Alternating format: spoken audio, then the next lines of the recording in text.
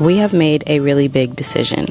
We are selling our West Texas homestead and moving across the state of Texas. In this video, I want to share things that I recommend to anyone who is looking to buying land or moving their family to a homestead, and why we made this choice and everything that we have learned from this experience. First, let's address the elephant in the room.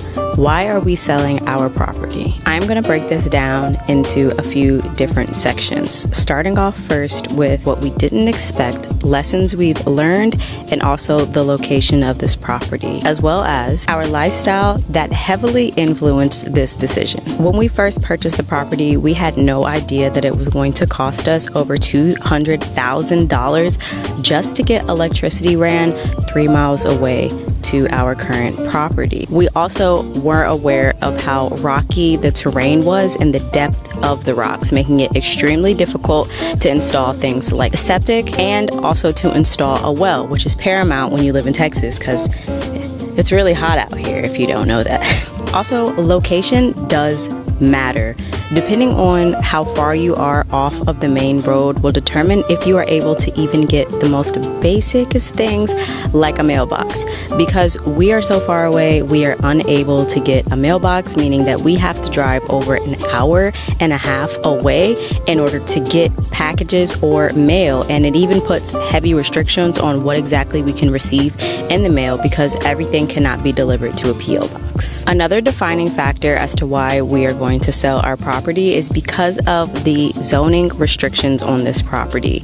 So this property is actually zoned for agriculture, which is perfect because I wanted to start a farm.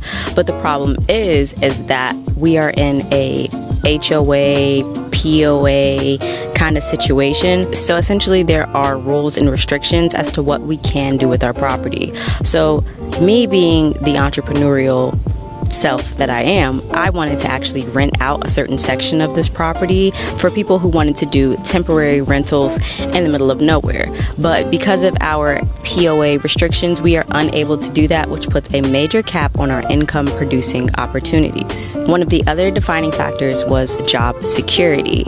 We live over an hour and a half from a bigger city, which is only 40,000 people, compared to when we lived in San Antonio, which had about 1 billion people. So there is definitely a big difference, especially because the closest town outside of that hour and a half bigger city is the smaller town, which only has the equivalent to 5,000 people in it. Limited resources, meaning limited job opportunities, once again capping our ability to expand our income, which obviously is an issue. Now let's double back, and I want to talk to you guys about what we've learned so far so that way you do not make these exact same mistakes. Here are 3 key things I want to share with you in this video. Number 1, make sure that you know where your water and electricity is coming from. We were lucky enough that we were able to find a predator generator on Facebook Marketplace for half the cost. So that is how we are running electricity currently on this property.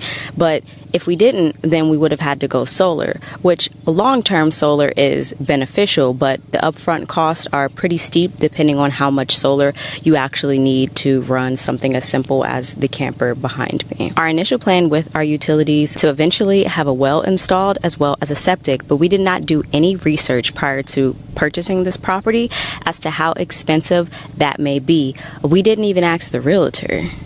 Or maybe we did, but that was 3 years ago, so who really remembers, you know? Another key takeaway is to really figure out what it is exactly that you're going to be using your land for. Get a clear vision, as clear as you can.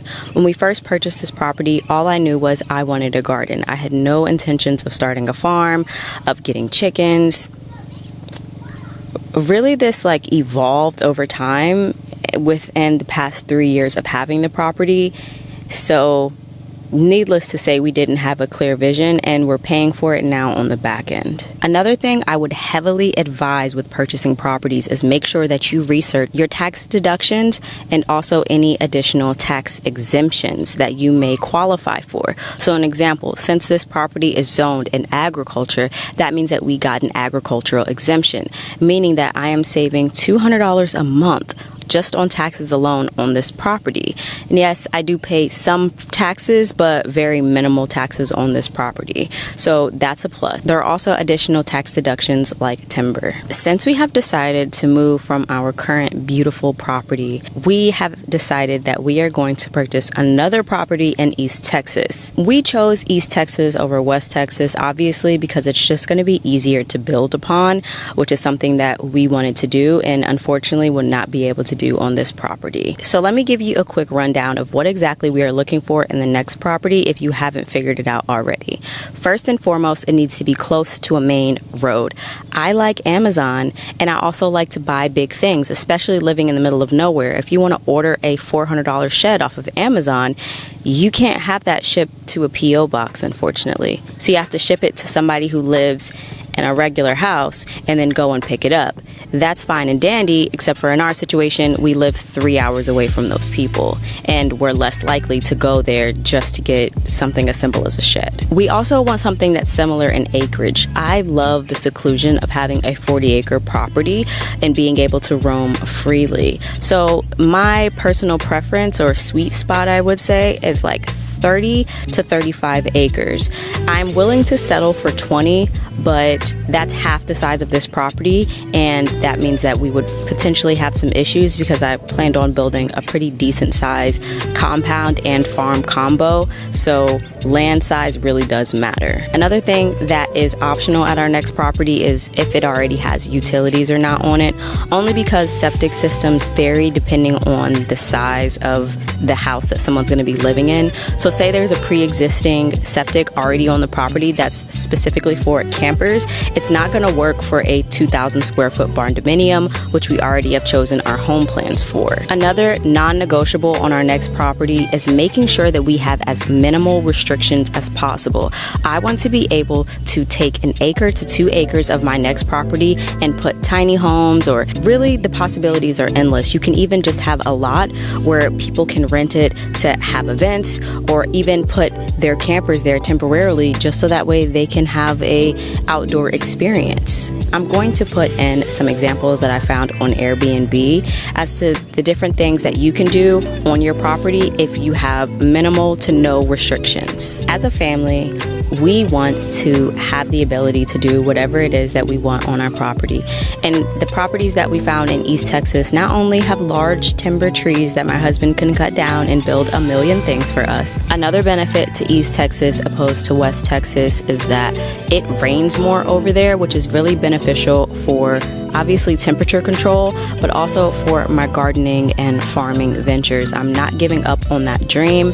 And at our next property, my goal is actually to start a pretty decent sized farm and then incorporate creating my own CSA where people can come and they can volunteer to plant, and then other people can come and either pay a monthly subscription or just come whenever they feel like it and pick fresh local produce. As a health coach, it's important to me to get out there and be in the community, but within reason, because I do like to be secluded. But enough about me. I'm gonna wrap up this video. I hope that this information was helpful. Let me know, what are your thoughts when it comes to purchasing land? Have you ever purchased land? Are you currently looking to purchase land? And what are some non-negotiables for you and your family? I'd love to hear it, and I'll see you guys in the next one.